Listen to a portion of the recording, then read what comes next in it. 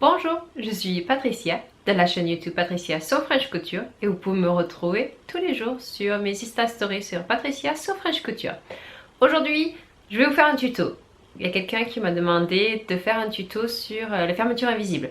Je ne suis pas une professionnelle, j'ai appris par moi-même, j'ai appris de mes erreurs, j'ai changé la façon de faire au fur et à mesure que j'ai fait de la couture et là je suis arrivée presque, je dirais presque à ma façon finale de faire. Peut-être qu'un jour je vais changer, mais aujourd'hui j'en suis là, donc je voulais vous montrer comment moi je fais pour mes fermetures invisibles.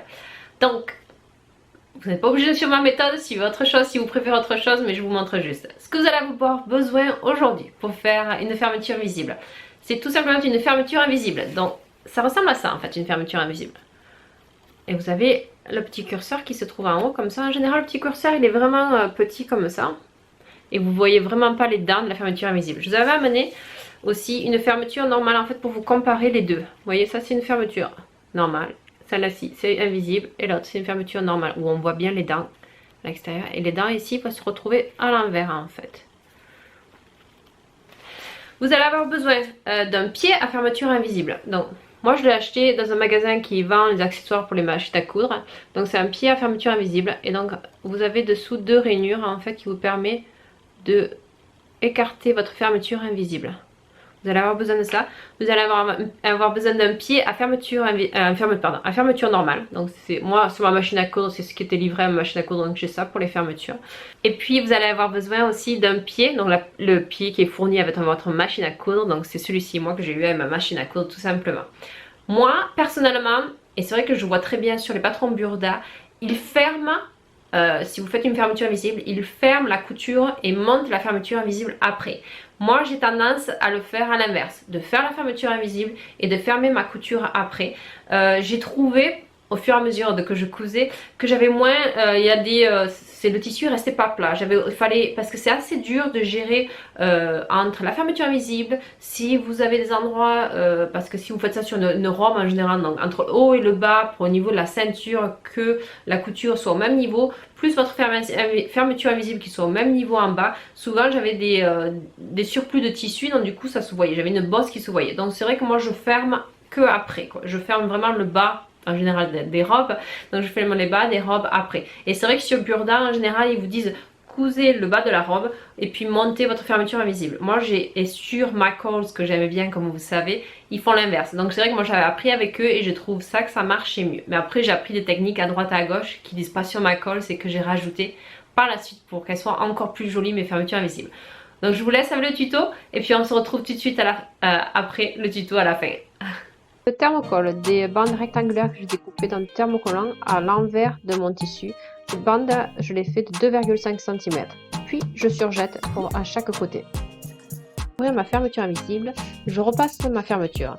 Je mets mon fer à repasser à la plus basse température, donc vous me voyez moi c'est nylon en fait. Et je viens repasser à l'envers de ma fermeture invisible, pas où c'est qu'il y a les dents de l'autre côté. Donc je l'ouvre pour vous voyez et on fait ça tout doucement pour éviter de brûler les dents. Si on brûle les dents, sinon elles vont fondre, ça ne marchera plus. Et votre fermeture est claire, donc vous voyez exactement où est-ce que vous devez coudre. J'ai mis une épingle pour le montrer plus précisément. Les fermetures invisibles, le tissage est différent, donc c'est là que vous deviez piquer à votre machine à coudre.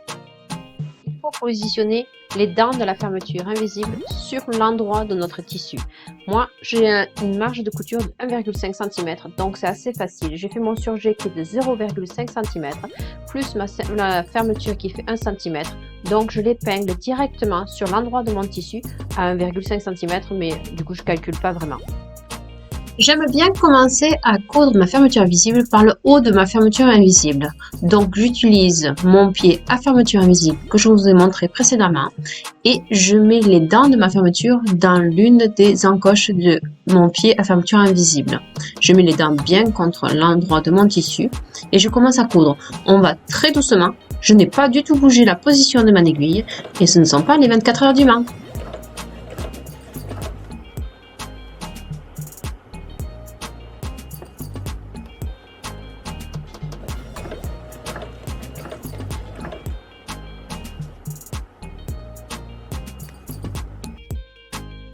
Une fois que j'ai cousu un côté de la fermeture invisible, j'aime bien la fermer pour regarder que tout va bien. Parce que des fois, c'est vrai que je coupe pas droit, donc je vérifie que bien que ma fermeture puisse se fermer. Et quand j'ai fait la fermeture, quand je l'ai cousue, je me suis bien arrêtée au repère en fait qui est indiqué par le patron. Je m'arrête bien ici où est-ce que c'est demandé.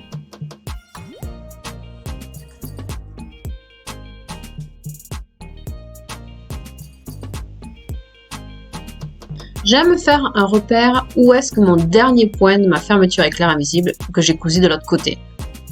Je coupe de l'autre côté, de la même façon que je viens de vous montrer, et je m'arrête bien au repère que je vous ai montré.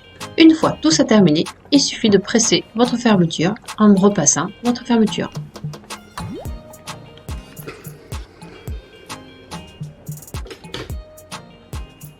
Allez, courage, on y est presque arrivé à la fin. Donc ici, vous voyez, on va faire une couture pour pouvoir fermer le reste de mon haut, parce que c'est un haut, ce n'est pas une robe. Donc où est-ce que vous avez terminé de coudre votre fermeture éclair invisible, c'est là qu'on va reprendre les points pour les terminer. J'essaie de vous le montrer ici. Donc c'est là qu'il va falloir que je fasse une couture à la marge de couture d'1,5 cm, suivant mon patron. Pour ce faire, je vais décaler mon aiguille parce que je n'ai pas assez la place pour mettre mon pied de biche plus ma fermeture éclair qui m'embête pour pouvoir coudre. Donc je décale au maximum pour vraiment tomber sur mes points précédents que j'ai fait ma fermeture éclair. Donc c'est pour ça que je décale. Et là cette fois-ci j'utilise mon pied à fermeture éclair.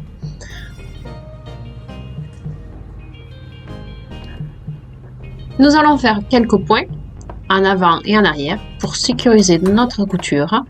Et nous allons avancer sur peut-être 1 cm. Moi, j'ai pas beaucoup de place parce que c'est pas une robe. Donc, nous allons avancer sur quelques centimètres. Et puis, on refait un point de sécurité. Et on changera de pied. On repassera avec le pied normal de machine à coudre.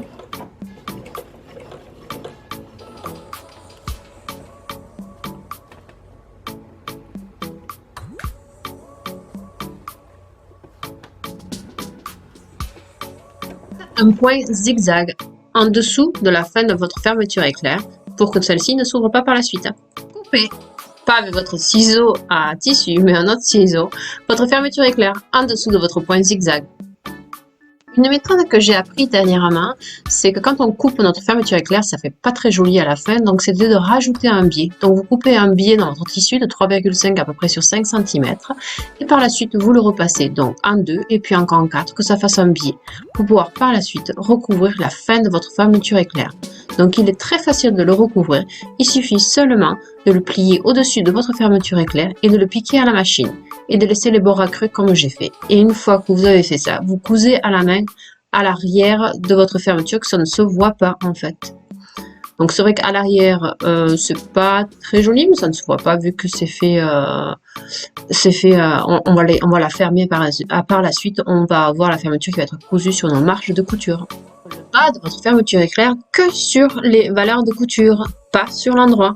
Et voilà, vous avez une magnifique fermeture invisible qui est bien cachée. Il vous suffira juste de finir votre projet, au relais ou par main, quoi que ce soit. Voilà, donc j'espère que cela vous a plu. Je vous montre directement là. Donc c'est ici, elle est ici ma fermeture invisible.